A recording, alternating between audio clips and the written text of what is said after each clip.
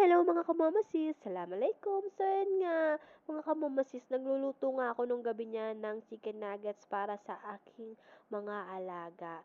Na sinabay ko na rin diyan yung chicken burger para makakain na rin si Siya kasi nga nagugutom na raw siya. So ayan, pagkagising ng mga alaga ko is pinagluto ko agad ng chicken nugget kasi wala na akong maisip na iluto pa. So ayan, habang niluluto ko at nagkukulitan kami ng dalawa kong alaga na si Sep at si Senid.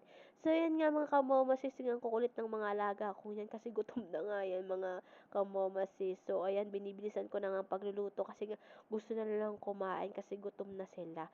So ayun nga mga kamomasis, alam nyo naman kung gaano kakulit si Sep. So kaya dyan ko nilagay it at tinupo siya. At yung isa niyang kapatid ay naiinggit. So ayun mga kamomasis.